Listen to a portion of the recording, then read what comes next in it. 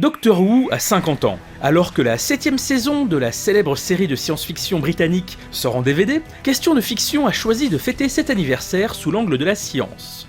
Le vaisseau du héros est l'un des éléments emblématiques de la série. Baptisé le TARDIS, il permet au Docteur de voyager à travers le temps et l'espace. Mais sa caractéristique la plus fascinante est qu'il est plus grand à l'intérieur qu'à l'extérieur. Vu de dehors, il s'agit d'une simple cabine bleue, un téléphone d'urgence pour la police, tel qu'il en existait en Grande-Bretagne dans les années 50 et 60. Mais à l'intérieur, on y trouve un vaisseau gigantesque, avec des consoles de pilotage et des couloirs en pagaille. Selon la série, l'intérieur du TARDIS se situerait en fait dans une autre dimension, c'est-à-dire dans un univers parallèle. Mais les mondes parallèles existent-ils vraiment ? Pour en avoir le cœur net, nous avons posé la question à Jean-Pierre Luminet, astrophysicien au CNRS et à l'Observatoire de Paris. It's bigger. On the inside. You know, I get that a lot. Whoa. Alors voici quelques extraits de cette série. Alors pour les scénaristes, si ce vaisseau est plus grand à l'intérieur qu'à l'extérieur, c'est parce que l'intérieur serait situé dans une autre dimension, dans un autre univers. Et c'est donc la question qu'on a envie de vous poser, tout simplement, est-ce qu'il existe d'autres univers que le nôtre ? Alors, est-ce qu'il existe d'autres univers que le nôtre et d'autres dimensions ? Oui, en tout cas sur le papier, c'est-à-dire en tant que théorie possible. D'abord en mathématiques, on sait depuis quand même plus d'un siècle qu'on peut toujours manipuler, travailler sur des espaces abstraits évidemment, mais qui ont un nombre arbitrairement grand de dimensions.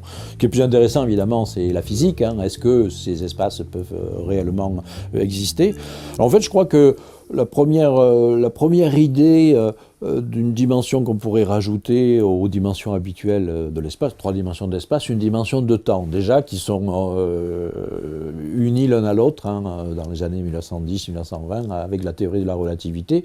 C'est un peu plus tard, 2 physiciens qui s'appellent Kaluza et Klein ont imaginé qu'il pouvait y avoir une 5e dimension. Alors leur but, en fait, c'était pas du tout la science-fiction, c'était pour réussir à essayer de comprendre en fait comment pouvaient fonctionner ensemble la force électromagnétique et puis les forces de gravitation. You me box now. Yes, into space. Yes, it's bigger on the inside. No, I don't have time to talk about it. Dans ce qu'on appelle le multivers, on n'est pas nécessairement obligé d'invoquer des dimensions supplémentaires aux nôtres. Par exemple, il y a un modèle qui s'appelle le modèle, ce qu'on appelle de l'inflation chaotique, dans lequel il y a un seul univers, disons, le nôtre, mais au début de cet univers, c'est-à-dire peu après le Big Bang, le rôle de l'énergie du vide, qu'on appelle l'énergie du vide quantique, qui est potentiellement génératrice de plein de choses, est si important qu'en fait, à certains endroits de cet univers, il y a des bulles d'univers qui se créent à cause d'un processus qu'on appelle l'inflation, mais tout ça, ça se crée dans le même univers, avec le nombre normal de dimensions. Simplement, chaque bulle va engendrer une région d'univers, une sorte de bulle d'univers, avec des propriétés physiques éventuellement différentes.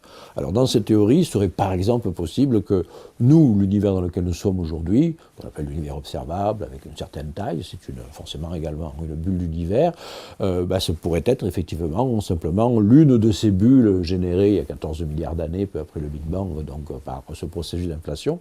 Il pourrait y avoir des bulles plus ou moins adjacentes au-delà de l'horizon, c'est-à-dire de la frontière observable de notre univers. Mais ça passerait dans une sorte d'univers unique qui n'aurait pas besoin d'avoir des dimensions supplémentaires. Mais l'autre hypothèse existe également, où cette fois-ci on a des dimensions d'espace supplémentaires et les autres univers se retrouveraient dans ces autres dimensions. Ces dimensions supplémentaires peuvent se trouver un petit peu n'importe où, et donc pourquoi pas à l'intérieur d'une cabine téléphonique. Évidemment la frontière reste à redéfinir, mais au moins c'est localisé et on peut éventuellement explorer ces dimensions supplémentaires. En tout cas, se posera la question comment faire pour changer de dimension si on veut vraiment voyager dans ces autres univers.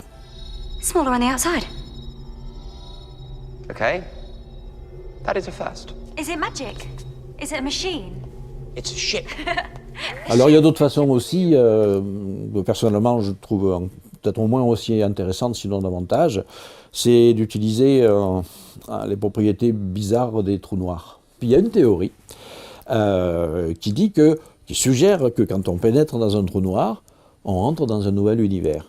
ou même quand un trou noir se forme, il engendre de nouveaux univers. C'est une théorie qui a notamment été développée par Stephen Hawking et d'autres chercheurs. On appelle la théorie des baby univers, la théorie des bébés univers. Vous avez un trou noir qui se forme et à l'intérieur du trou noir, vous avez un nouvel univers qui se déploie.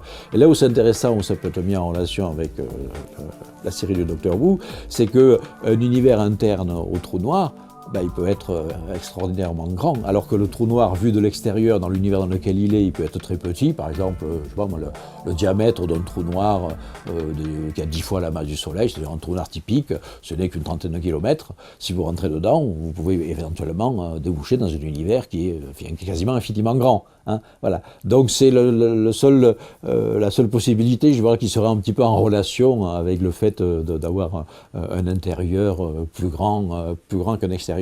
Le problème, c'est que quand on rentre, on ne peut plus sortir du trou noir. Hein, sauf si on emprunte après des raccourcis qu'on appelle les trous de verre, mais en général, on ne se repart pas le même endroit, on se ailleurs dans l'espace-temps. The Eye of Harmony, exploding star in the act of becoming a black hole. Une méthode qui ferait fonctionner quand même beaucoup l'imagination, extrapolée vraiment au maximum. Hein. Je crois que la solution que je privilégierais, c'est plutôt effectivement une distorsion locale et non pas aller à l'horizon cosmologique. 50 milliards d'années-lumière, c'est quand même trop loin. Et donc finalement d'utiliser l'horizon des événements d'un trou noir.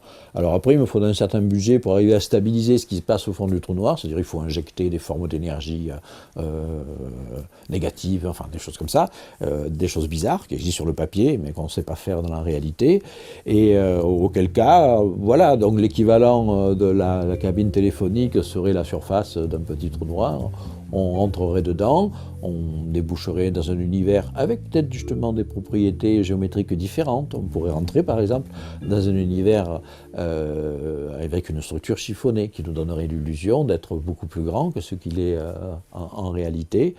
Le principal problème que j'aurais dans ce truc-là, c'est d'arriver à ressortir par la même porte. Voilà. Après tout, bon, je peux toujours jouer avec la forme du trou de verre là, qui est à l'intérieur du trou noir, et puis finalement identifier l'entrée et la sortie. Voilà, c'est peut-être la chose que je choisirais.